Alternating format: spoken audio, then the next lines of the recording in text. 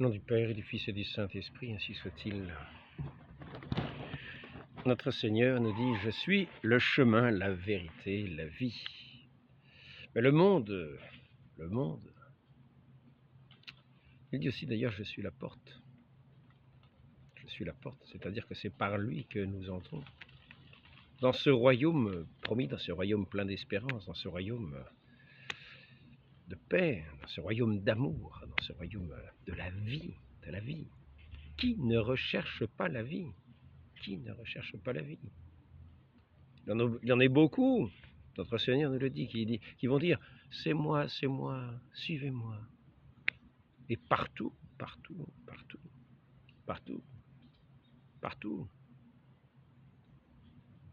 nous entendons des gens qui prétendent à la vérité. Donc je voudrais montrer aujourd'hui comment la confusion règne dans le monde. Enfin, montrer d'une certaine manière. Rien qu'en le disant, peut-être emmènerai-je un petit peu de confusion, mais je voudrais surtout montrer de quelle manière règne la confusion.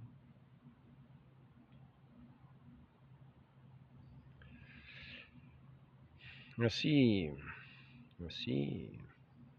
sur tous les sujets, nous allons avoir des erreurs où chacun va prétendre être la vérité. Et s'y attacher avec opiniâtreté, plus ou moins d'opiniâtreté. Après, cela dépend des tempéraments. Il y en a qui... Les opinions, peu importe, au moment qu'on a une bonne table, hein, il peut bien dire ce qu'il veut, bah oui, bah d'accord. Puis il y en a qui savent qu'on n'entend pratiquement que des âneries. On n'entend pratiquement que des âneries. Et de la part des gens qui, quelquefois, sont les plus qualifiés. J'entendais hier un débat entre quelqu'un qui est cette fois dans le Dieu créateur, de cette création, et qui penserait, qui aurait foi, que la façon dont se fait la création ressemblerait assez à ce qui est décrit dans le livre de la Genèse en particulier. Et en face, nous avions un autre pour qui l'évolutionnisme était un fait acquis. Et il voulait dire des choses qui semblaient raisonnables à entendre, mais qui étaient tout simplement ahurissantes. Pour nager mieux, par exemple, il est en train de dire « vous avez les doigts qui poussent ». Façon à nager mieux, hop, vous avez les doigts qui poussent. Comme ça, vous avez plus d'appui dans l'eau. On peut aussi imaginer une queue qui tourne automatiquement, un petit peu comme une hélice de moteur, pourquoi pas. Un petit axe qui va se développer petit à petit. Ouais, puis ça peut aller plus vite, parce que, après tout, qui est-ce qui a réglé la vitesse pour nager dans l'eau? On peut nager à 20 nœuds, on peut nager à 10 nœuds, on peut nager à 5 nœuds, mais on peut aussi nager à 200 nœuds. Alors là, il faut vraiment des longs doigts. Il faut avoir des très longs doigts. On peut avoir un oiseau qui... ou bien alors le décollage. Après, on peut trouver toutes les raisons qu'on veut, mais en tout cas, là, dans ce débat-là, ça semblait comme un argument raisonnable de dire que les doigts vont s'allonger pour nager mieux. Voilà une idée raisonnable telle qu'elle est proposée. Telle qu'elle est proposée à notre raison. Mais il faut accepter ça comme une norme de la raison. Comme une norme en disant que c'est raisonnable de penser cela. Je tiens à dire que ça n'a rien de raisonnable. Ça n'a rien de raisonnable. Donc, on peut prendre les savants au cours des différentes époques. Les savants au cours de différentes époques qui savaient bien sûr beaucoup de choses. Et sur qui, aujourd'hui, certains s'appuient parce qu'aujourd'hui, nécessairement, vraiment, on a la science. Hier, on pensait avoir la science, mais aujourd'hui, on a la science. C'est raisonnable de penser qu'aujourd'hui, on a la science. Donc Copernic, en fait, avait eu un certain jugement donné par l'Église. Il lui avait été dit de ne pas affirmer, comme un fait certain, que le Soleil était le centre du monde. Et pourtant, c'est ce qu'il avait tendance à vouloir dire. Dans ce domaine-là, on est bien obligé d'avouer qu'aujourd'hui, on dirait plutôt centre. Pour autant, certains le diraient. Maintenant, je ne m'avance pas trop sur ce sujet, mais ce qui est admis par les scientifiques aujourd'hui, c'est plutôt que c'est le centre du système solaire, tout simplement, système solaire. Donc finalement, l'Église avait raison de lui demander de ne pas affirmer que le Soleil était le centre du monde. De la même façon, comme étant une certitude.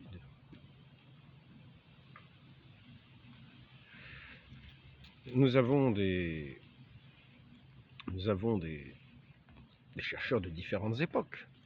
Aujourd'hui, nous disons, oh, oui, il y a des millions, peut-être des milliards d'années, c'est le Big Bang. Ainsi, dans ce débat, il y en avait un des deux qui pensait comme évident que nous, parce qu'il disait nous, pour donner plus de force à son discours et laisser l'autre exclu dans son isolement, en lui disant vraiment il se trompait, il est tout seul à penser ça. Nous, on, et en disant cela, il parlait au nom de l'Église, mais c'est une chose fausse. L'Église ne professe pas le Big Bang. Ça ne fait pas partie de la foi de l'Église. L'Église ne professe pas le Big Bang. Certains peuvent penser qu'il y a le Big Bang, mais Big Bang, comme on dit, originel. Si on regarde les évangiles, on dira au principe était le Verbe. On ne dit pas au principe était le Big Bang. Non, au principe était le Verbe. Ça, c'est une chose de foi. Le Logos, par la parole, le Verbe de Dieu, par qui tout a été fait. Ça, c'est l'article de foi qui est au fondement de la foi, qui fait dire que notre Dieu est aussi le Dieu tout-puissant, le créateur de toutes choses. Il est le créateur de toutes choses. Alors maintenant, bien sûr, dans le monde, nous allons avoir toutes sortes de théories. Mais certains vont dire que le monde est nécessairement mauvais. Et nous voyons que si Dieu est le créateur de toutes choses, et qu'il a fait toutes choses bonnes, c'est insulter Dieu que de dire que le monde est mauvais. Donc je reprends les articles scientifiques. C'est pour montrer que nous nageons dans un marasme de connaissances, dans un marasme d'erreurs. Nous sommes comme dans un marécage d'erreurs, dans un marais d'erreurs. Et les personnes les plus savantes sont tout autant dans ce marécage d'erreurs que les autres. Tout autant. Donc, je prendrai ici, par exemple, j'avais noté quelque chose. Buffon, 1749, pour juger de ce qui est arrivé ou de ce qui arrivera, nous n'avons qu'à examiner ce qui arrive, le principe de l'actualisme. Alors, on va essayer de voir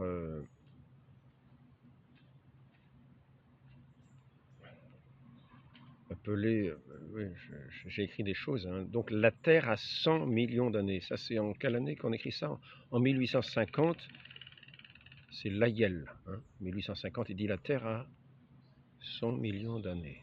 C'est déjà pas mal, hein. Parce que du temps de Buffon, on disait la Terre a 77 000 ans. Du temps de Buffon, c'est 1749. C'était un savant de l'époque, hein. Grand savant de l'époque.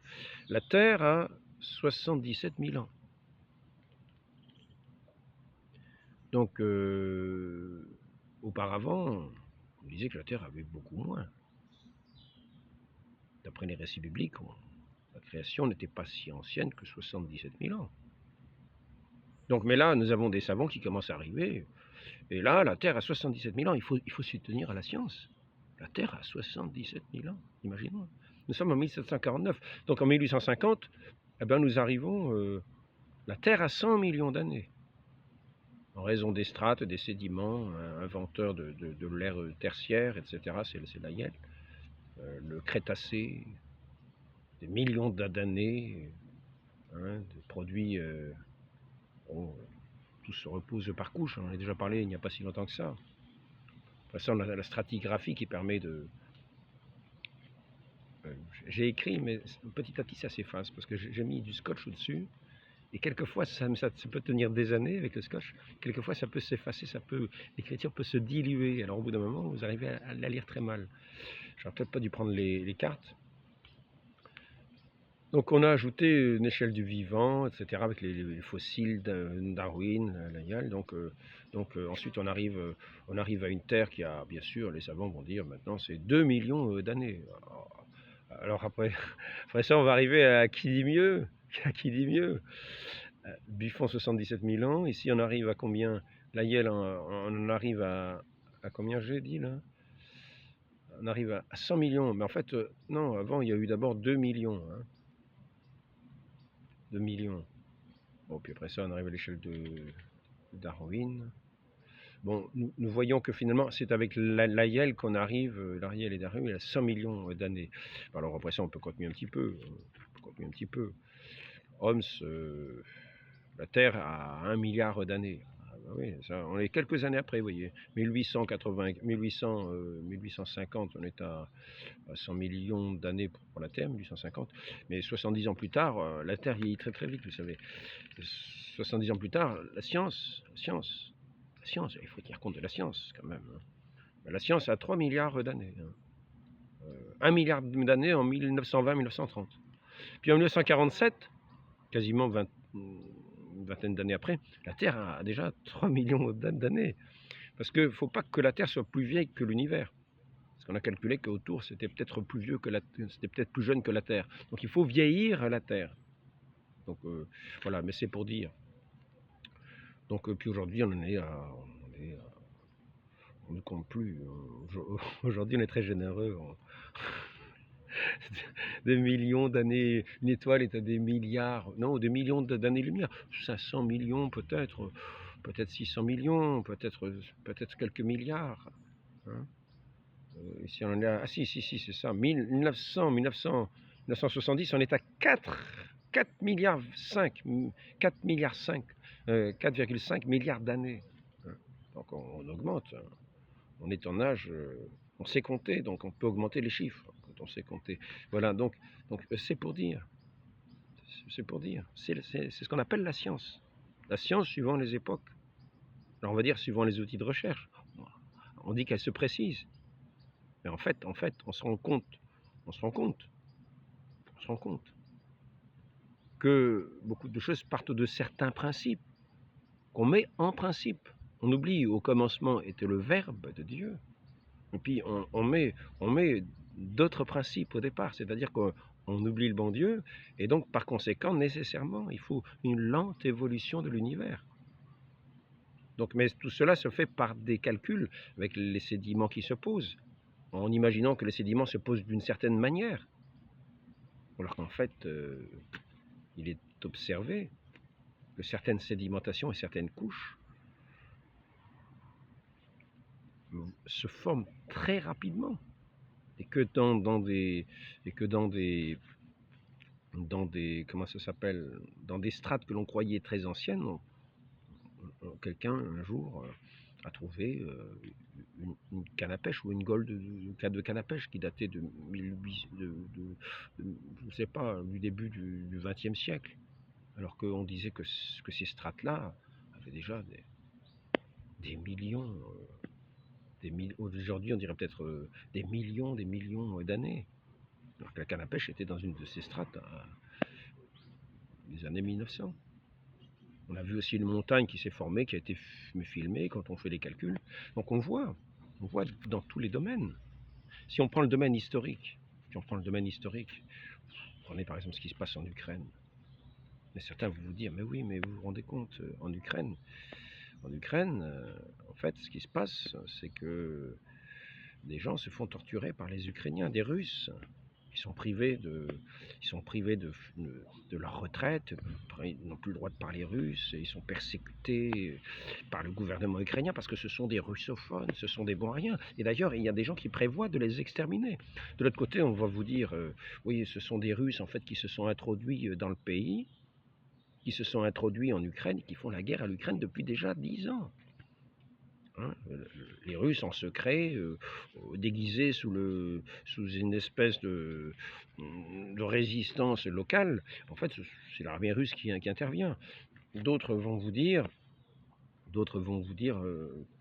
oui, Poutine a attaqué vraiment l'Ukraine d'une façon sans aucune raison, sans aucune raison. Alors qu'en fait, si on entend la position russe, ils disent que c'est pour mettre fin à la persécution des Russes qui sont dans le sud de l'Ukraine. Parce que ce sont des voisins, des prochains, comme on pourrait dire. Et quand on a un sens, un petit peu de justice, on ne laisse pas massacrer le prochain. On intervient pour empêcher les massacres. Quand il y a une armée qui intervient pour faire massacrer des gens, sans défense, là, ils étaient arrivés à se défendre parce que justement, enfin, là, je vais vous parler de choses.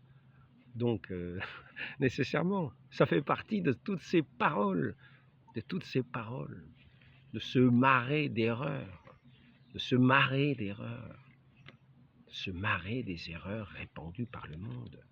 On va vous parler de l'Inquisition, on va vous dire, ah, l'Inquisition, les sorcières. Mais l'Inquisition ne s'occupait pas des sorcières. On vous parler de l'Inquisition, des millions de morts, etc. Mais quand on regarde les archives, pas plus question de ça. On va vous dire, c'est la torture, alors que très vite, les inquisiteurs ont compris que la torture, qui au début était tout à fait interdite, quand on l'a autorisée sous certaines conditions très précises, on s'est rendu compte que ça ne servait à rien, parce que des gens pouvaient avouer n'importe quoi, et les inquisiteurs, c'est-à-dire des enquêteurs, cherchaient la vérité, ne cherchaient pas à faire avouer les gens de choses qui étaient fausses. Donc quand on se rend compte que la torture fait avouer des gens alors qu'en fait ils sont innocents, on arrête la torture, c'est ce qui s'est passé. Pratiquement, l'Inquisition n'a pratiquement pas utilisé, n'a pratiquement plus assez rapidement utilisé de torture, sauf certaines personnes un petit peu exacerbées, qui étaient de mauvais inquisiteurs, qui ont été condamnés par l'Église. Et oui, parce que quelquefois, on emploie des gens pour faire des travaux, ils les font mal, au bout d'un moment, on met d'autres personnes à leur place, parce qu'il y avait une surveillance. Il faut bien penser que dans l'humanité, il y a des hommes. Ils ont leurs bons et leurs mauvais côtés. C'est-à-dire que quand on voit des excès, on a quand même le côté humain. Il peut y avoir peut-être empli d'une certaine haine par une injustice qui peut se montrer, qui est justement à base d'erreurs, de mensonges, d'erreurs de perception. On s'imagine que telle personne est une personne abominable qui a fait des choses abominables. On va voir vis-à-vis d'elle, on va pas avoir un grand respect vis-à-vis de cette personne. On va se dire, mais il faut arrêter ça, il faut mettre cette personne de côté, il faut vraiment faire justice, il faut qu'elle subisse au moins le dixième de ce qu'elle a fait subir à tous ces gens. Et oui, comme soi-même, on va se prêter de bons sentiments que nous n'avons sans doute pas vis-à-vis d'autres personnes qui nous regardent et qui nous trouvent tout à fait détestables. Nous sommes dans un marais d'erreurs. On va prendre par exemple ici le Fronte Populaire, ainsi que Carmen Lérin Moyon fut brûlée vive à Torlonte, Valence, le 30 janvier 1937, uniquement à cause de sa fonction de catéchisme. Les miliciens l'arrosèrent de gasoil et y mirent le feu. Miliciens du Fronte Populaire. Alors on va vous dire, le Fronte Populaire, c'est la révolution contre la tyrannie. Mais vous voyez, et en fait, c'est le Fronte Populaire qui a commencé à persécuter les gens d'église et à brûler des églises. Parce qu'ils avaient en haine l'église qui, d'après eux, était vraiment l'appareil d'oppression, tel qu'il est apparu, parce qu'il y a toute une histoire de mensonges. Donc nous sommes dans un monde, disons-le bien, où même les spécialistes disent des âneries. Même les spécialistes. Il y a le seul domaine où on pourrait dire il y a des choses justes, c'est par exemple dans des sciences mécaniques. Mais le problème des sciences mécaniques, c'est qu'on ne connaît pas les conséquences de ces sciences mécaniques. Quand on a inventé la voiture, bah, il a bien fallu que le raisonnement se fasse justement. C'est-à-dire que si le raisonnement ne se faisait pas justement, les moteurs des voitures n'auraient jamais démarré. Donc il a fallu réfléchir comment pouvait tourner une hélice, de quelle manière elle pouvait être actionnée automatiquement, quasiment. Alors au début c'était peut-être la machine à vapeur en faisant bouillir de l'eau, avec la pression de la vapeur. Ah ben, c'était une force qui a pu être utilisée. Donc le raisonnement peut être juste et bon sur ce sujet-là. Mais maintenant, on se rend compte qu'en fait, même dans ces sciences justes, nous n'en connaissons pas les conséquences. Lorsqu'on a inventé la voiture, qui aurait imaginé que ça ferait tant de pollution sur cette terre? Donc nous ne connaissons pas. Est-ce que nous n'avons pas fait une erreur en inventant la voiture? Alors que nous avons bien raisonné pour mettre toutes ces mécaniques en route, etc., etc. Parce que nous avons fait les recherches nucléaires, nous avons bien raisonné pour faire les recherches nucléaires. Mais les conséquences, est-ce que nous avons bien raisonné sur les conséquences? Peut-être d'ici quelques années, nous ne pourrons plus raisonner sur ces conséquences parce qu'il n'y aura plus de vie sur cette Terre à cause du nucléaire. Bon, je ne dis pas à cause simplement des stations nucléaires qui donnent de l'énergie, mais surtout à cause de l'utilisation de bombes qui peuvent être faites. Déflagration mondiale. Terminé. On va dire, ah, on a bien raisonné. Mais non, non, non, non. Lorsque on voit la façon dont on est habillé dans les rues, là je parle pas seulement de la pudeur, je parle de la laideur. On utilise des matériaux, on sait utiliser des matériaux, mais quand on les met sur soi, ces matériaux, on est moche. Moi, vous voyez, le matériau que j'ai utilisé là, bon, ça, ça, ça fait peut-être une certaine, certaines ondulations qui manquent peut-être un petit peu qui peuvent paraître manquer un petit peu de rusticité. Le tissu n'est peut-être pas un tissu très rustique. Normalement, il faut utiliser un tissu grossier pour faire un vêtement. Mais on voit souvent dans la façon de s'habiller, souvent, on sorte de vêtements qui sont à proprement parler, qui sont quelquefois pratiques, mais ils sont laids, ça blesse la vue presque. Nous sommes dans un monde qui tend de plus en plus il y a un raisonnement qui peut être un raisonnement de justesse, mais qui entraîne à la laideur. Les immeubles, par exemple, on sait construire des immeubles en béton, ça a une utilité, mais la laideur, la façon dont on va vivre dans ces immeubles. Il y a des tas de conséquences qui se font. Est-ce qu'il n'y a pas là des erreurs? Plus que des erreurs, plus que des erreurs. On pourrait dire peut-être quelque chose qui ressemble à un déracinement par rapport à celui qui est la beauté même, la bonté même, la vérité, l'amour, un déracinement, qui fait que finalement, toute chose devient comme éclatée, séparée. L'intelligence réfléchit-elle avec ce qui est juste et vrai? Nous avons du mal aujourd'hui, tant le mensonge est répandu, tant l'erreur est répandue et acceptée souvent. D'ailleurs, par certains esprits, elle est développée, sont développées comme étant une arme contre Dieu, comme étant une arme contre celui qui est le Créateur, parce que certains combattent volontairement l'idée du Créateur en disant que le Créateur est un mauvais. Nous avons le manichéisme.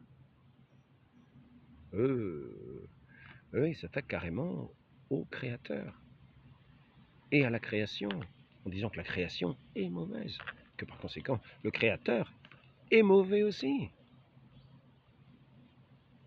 C'est quasiment, dans cette façon de parler,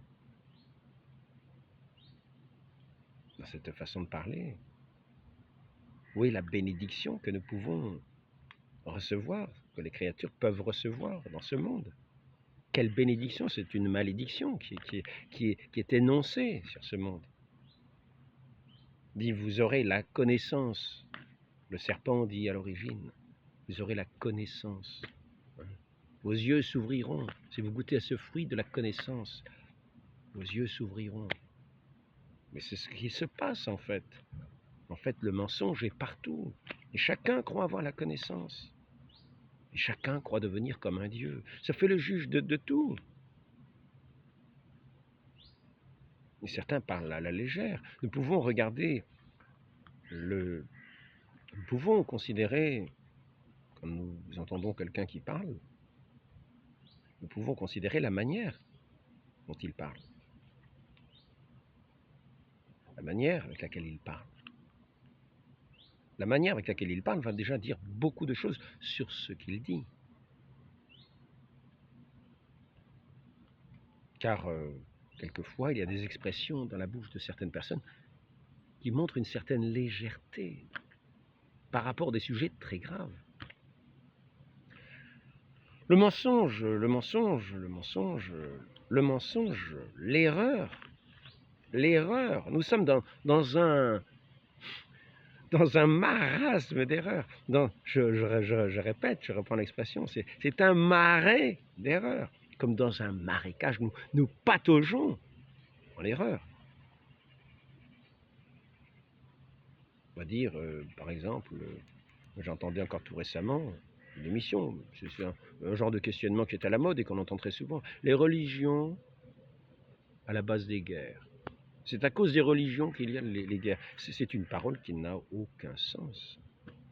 C'est une parole qui n'a fondamentalement aucun sens. Ce matin, nous lisions encore dans l'Évangile. Ce n'est pas ce qui rentre dans la bouche qui rend l'homme impur. C'est ce qui sort de sa bouche, c'est-à-dire qui sort de son cœur. Impudicité, mensonge, orgueil, adultère, homicide. On peut citer les commandements de Dieu qui seraient bafoués de cette façon. Ainsi, il nous est dit, il y en a qui pensent tenir la religion, qui pensent être religieux, parce qu'ils ont un extérieur religieux. Alors, on nettoie bien les coupes extérieures, on nettoie bien, les nappes sont bien mises sur les nappes, sur les autels, ou bien dans toutes les liturgies que l'on peut utiliser, les chandeliers, on enlève bien ses chaussures pour entrer dans la mosquée, on va bien appliquer, bah là oui, mais là, il y a religion et religion.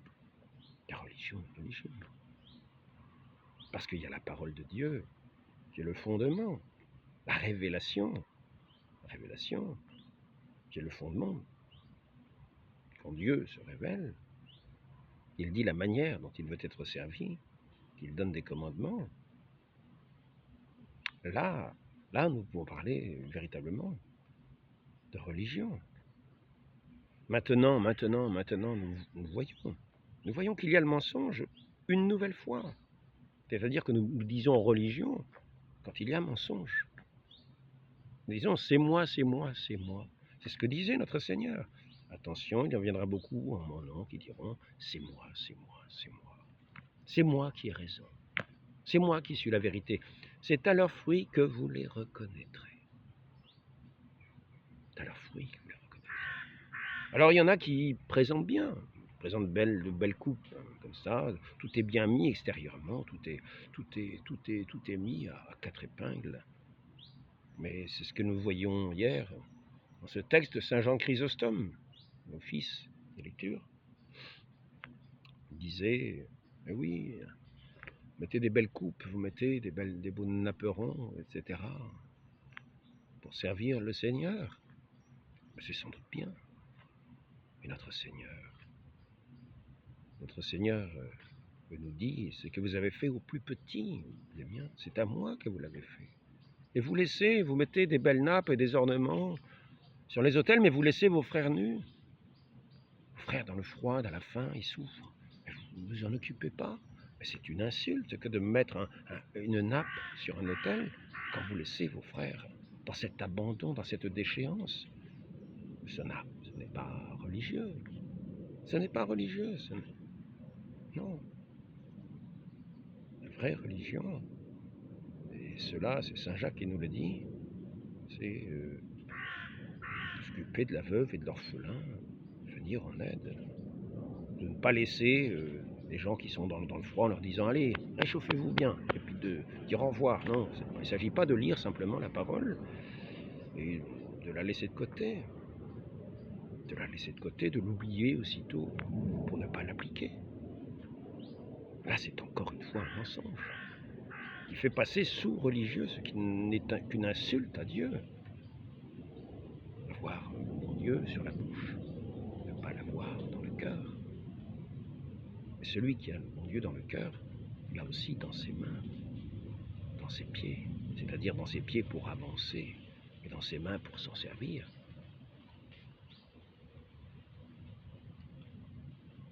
Pour être au service de Dieu dans le prochain, et pour être au service de Dieu aux autels, de la manière qu'il aime être servi, avec le plus grand respect, le plus grand honneur, dans l'adoration véritable. Véritable. Et cela, c'est Dieu qui le voit. Ce qu'il y a dans le secret du cœur, Dieu le voit. Et là est la vraie religion. Donc dire que la vraie religion, c'est la guerre. Il faut déjà définir ce qu'est la guerre. Il faut dire, que les religions sont source de guerre. Il faut déjà savoir ce que c'est que la guerre. Parce que nous faisons la guerre à la beauté, en nous habillant de façon indécente, de façon laide, de façon... N'est-ce pas déjà une guerre que nous faisons à Dieu, une insulte que nous lui lançons? Il n'a pas fait les choses laides. Il n'a pas fait les choses laides. Alors, nous avons les faiblesses humaines. Il y a aussi le péché originel qui a marqué notre monde, qui fait que justement nous sommes dans une ignorance. Nous sommes dans cette ignorance générale. Mais celui qui a la vérité est venu dans le monde. Aussi, par rapport à toutes ces prétentions à la connaissance, par exemple, on entendait encore avec les... On entendait encore quelqu'un qui disait oui, c'est ça, les chrétiens étaient persécutés dans les arènes, premier siècle, mais après ça, ils n'ont plus été persécutés, et dans les arènes, il y en avait d'autres qui avaient pris leur place, sous-entendu que c'est les chrétiens qui les persécutaient. Je tiens à souligner que dans les arènes, il n'était pas recommandé aux chrétiens d'aller au jeu du cirque. Il n'était pas recommandé aux chrétiens d'aller au jeu du cirque, bien le contraire. Il n'était pas recommandé aux chrétiens d'aller dans les lupanars. Il n'était pas recommandé aux chrétiens de faire toutes sortes de choses, de ce genre. Donc aujourd'hui, celui qui parle de façon aussi légère et qui laisse sous-entendre que les chrétiens faisaient persécuter des gens dans les arènes, non, il y avait peut-être des gladiateurs, il y avait peut-être d'autres personnes qui ont succédé aux chrétiens, parce que c'est vrai que la fin de l'Empire romain, c'était, paraît-il, le pain et les jeux. Le pain et les jeux. Et il paraît que, d'ailleurs, c'était assez extraordinaire de se trouver dans des arènes, pas à la place des gladiateurs, j'imagine, qui eux pouvaient être là pour différents motifs. Peut-être est-il payé, peut-être y avait-il des gladiateurs qui étaient comme des champions universellement connus à tel endroit, comme nos grands champions modernes, etc. Mais là, c'était un jeu à la vie et à la mort. Toujours est-il que j'ai le récit de quelqu'un qui refusait de regarder. Je crois que, je ne sais pas s'il était chrétien, s'il était encore converti, mais je crois que c'était un chrétien, on l'avait invité, et il voulait, ensuite il s'est converti après, il a continué sa conversion après, il ne voulait pas ouvrir les yeux, etc. Il entendait les clameurs, puis d'un coup il a ouvert les yeux, il était stupéfait, émerveillé, et puis après ça il est revenu très souvent au jeu du cirque, il s'est laissé avoir. Parce qu'il y avait sans doute une espèce de faste, une espèce de toute chose qu'on a du mal à imaginer aujourd'hui. Donc, Donc, faisons très attention dans toutes les paroles, les moindres paroles. Par exemple, qu'est-ce qui est dit? Voilà, religieux, quelqu'un qui parle de religieux, de radicalisme religieux. Oui, ça s'attache, oui, il y a des, comment dire, des textes écrits, on s'y attache à fond, etc. Mais justement, la vraie religion, ce n'est pas de s'attacher à la lettre, car la lettre tue, dit saint Paul. Voilà la vraie religion, la lettre tue. Religieusement, la lettre tue. Mais c'est l'esprit. C'est à l'esprit de la lettre. L'esprit de la lettre. La seule loi, j'entendais encore un manichéiste, il disait la parole qui traitait saint Augustin d'un traître par rapport aux manichéistes, c'est-à-dire d'un Judas. Le Judas des saint Augustin aurait été le Judas des manichéistes. Et quand il dit aime et fais ce que tu veux, il dit c'est une parole manichéiste. C'est entièrement bidon. Notre Seigneur Jésus-Christ, c'est le sens de tout l'enseignement de l'Église. En gros, il n'y a qu'un commandement. Aimer Dieu par-dessus tout et son prochain comme soi-même. C'est un même commandement, quasiment. Celui qui n'aime pas son prochain n'aime pas non plus Dieu. Donc, dire que cette parole est une parole manichéiste, non. Les manichéistes ont peut-être utilisé ça dans une espèce un amour évanescent, parce que de toute façon, la création est une mauvaise chose. Alors que le chrétien donne sa vie à la suite du Christ. Il donne sa vie par amour de Dieu, par amour du Christ, par amour du prochain, pour le salut du prochain. Il donne sa vie. Non pas attaché à la lettre, mais attaché au verbe véritable qui est le Christ, attaché à l'esprit, par l'Esprit Saint qui donne la lumière véritable, le sens véritable de ce qui est enseigné. Pour vous, qui suis-je, dit notre Seigneur à ses apôtres. Et le Christ, le Fils du Dieu vivant. Nous ne sommes pas dans un manichéisme où tout le monde est une parcelle de Dieu. D'un grand tout, d'un grand séparé, comme éclaté dans ce monde, comme séparé, comme enfoui dans une gange matérielle. Non.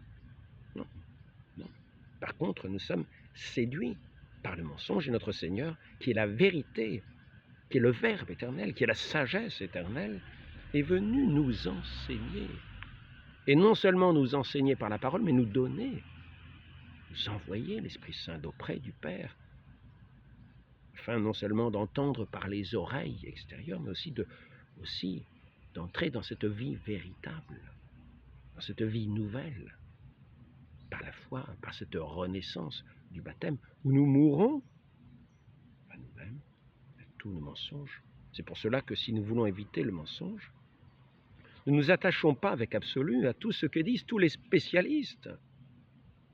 Quand ils parlent, laissons-les parler. Par contre, contentons-nous de celui qui est la vérité. Et soyons prudents, toutes choses, montrons de la prudence.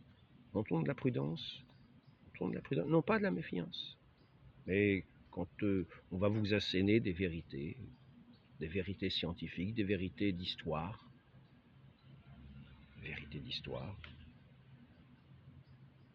eh bien faisons-y très attention. Parce que ces vérités-là, elles font partie de ce marasme d'erreur, de ce marécage d'erreurs dans lequel patauge l'humanité, dans lequel il se fait la guerre, dans lequel il tombe dans des haines mutuelles, tout simplement pour patauger, pour avoir oublié la parole véritable de celui qui est l'unique à ressusciter. Le Verbe éternel, Dieu fait homme, qui a pris notre condition d'homme. Celui qui nous communique cet esprit. Dieu est esprit. Il nous fait entrer en participation, devenir enfant de Dieu. Par cette nouvelle naissance. Par cette connaissance que nous avons de lui.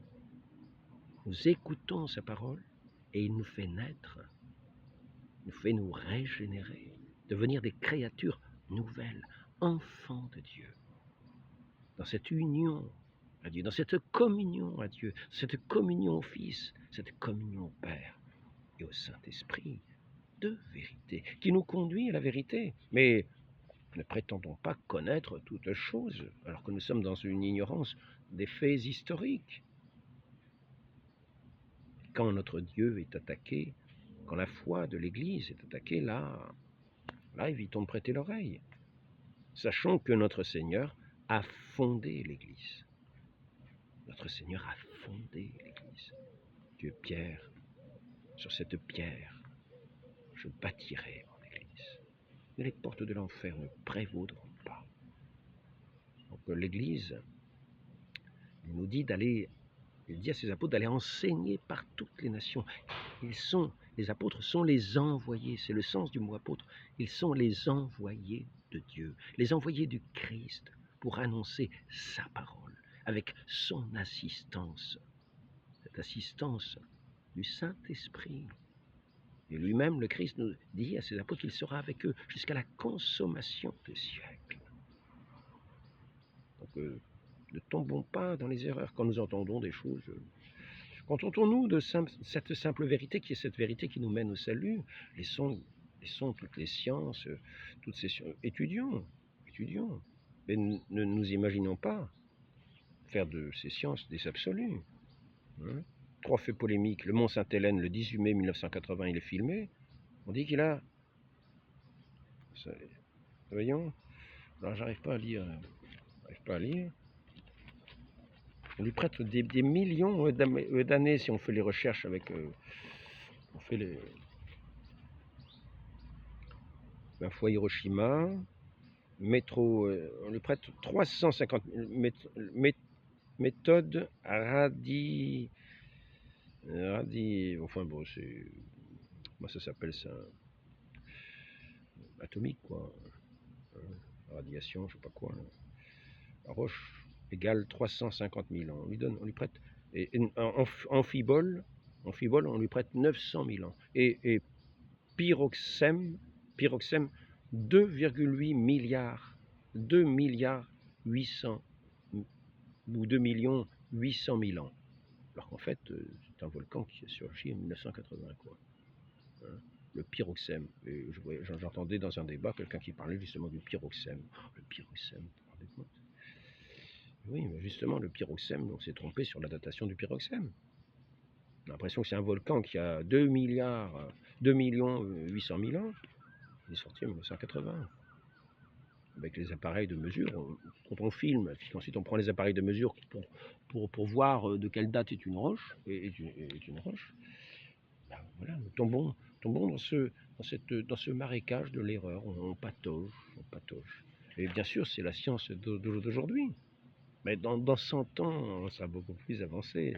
Ne vous inquiétez pas. Mais le mensonge, je crois bien, sera plus répandu encore. À moins que nous soyons dans on va dire, peut-être, quand il y aura le retour du Christ, ce sera la lumière véritable.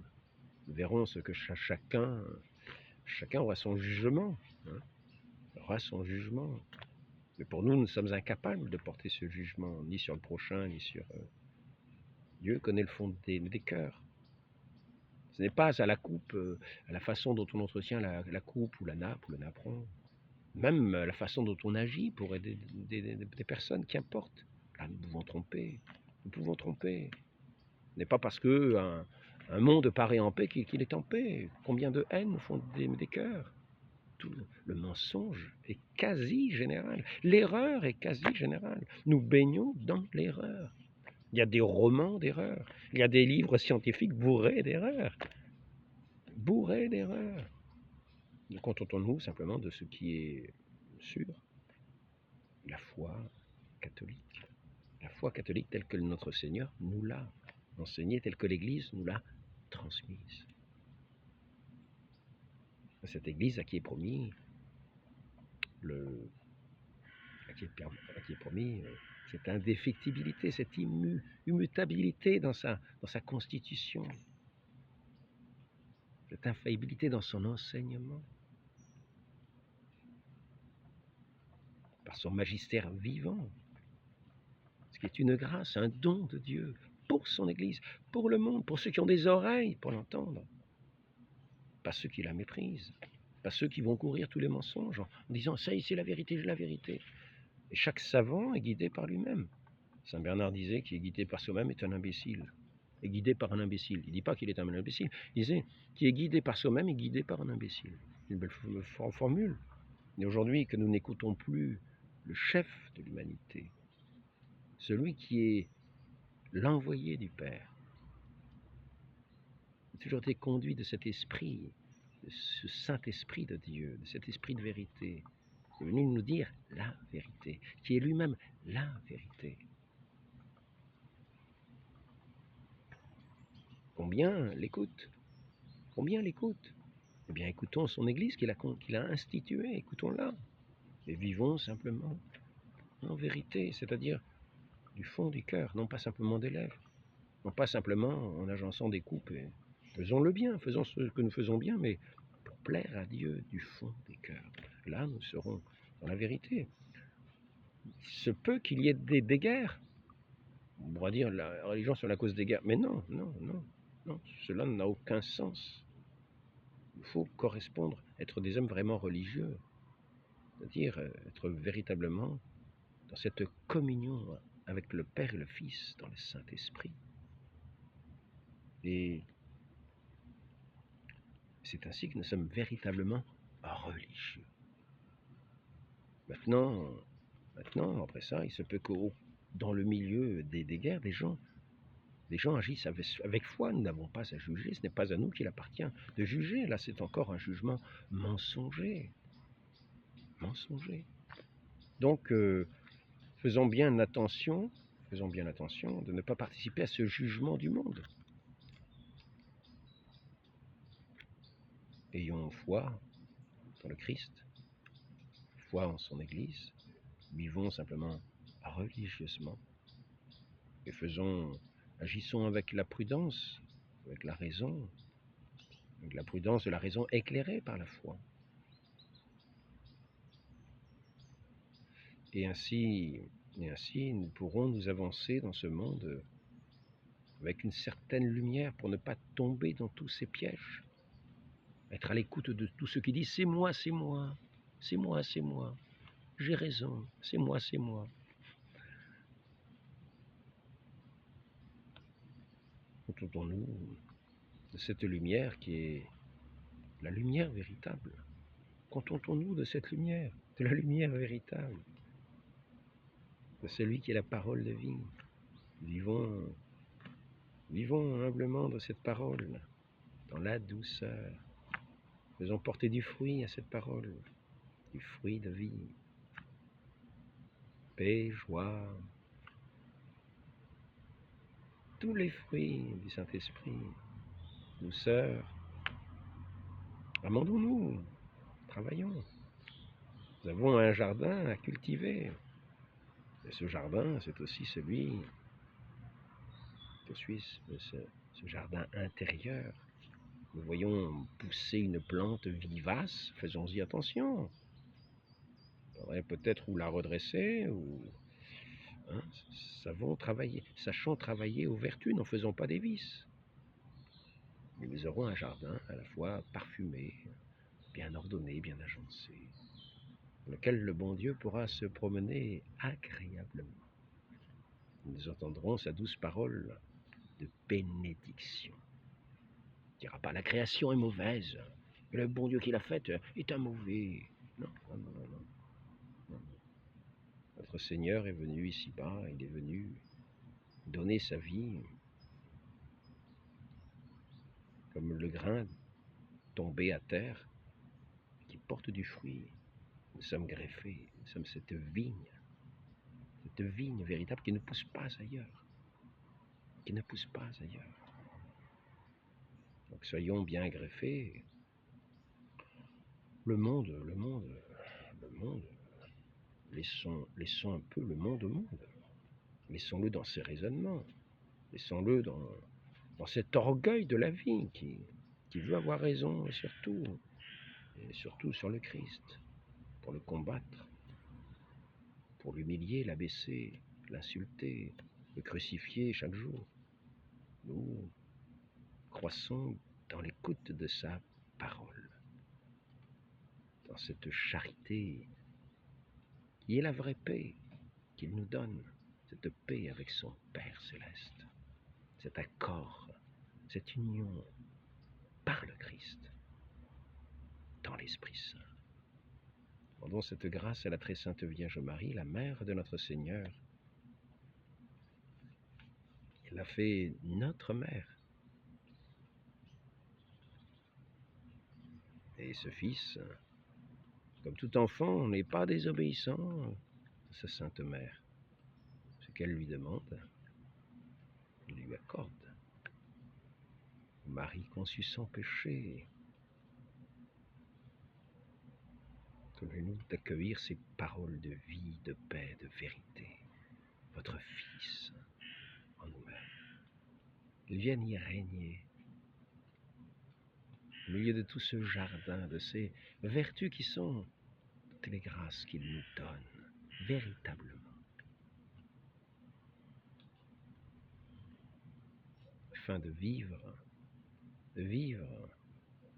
à l'unisson.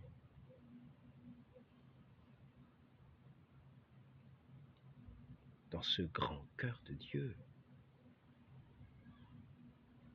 dans cet amour, dans cet Esprit Saint. Il est venu répandre dans ceux qui le reçoivent, qui le suivent simplement, au jour le jour, dans la difficulté, dans la lutte quotidienne. Le monde, lui, fait la guerre, nous fait la guerre, mais demeurons dans cette paix de notre Dieu. Ainsi soit-il, ô Marie conçue sans péché. Priez pour nous qui avons recours à vous, au nom du Père et du Fils et du Saint-Esprit, ainsi soit-il.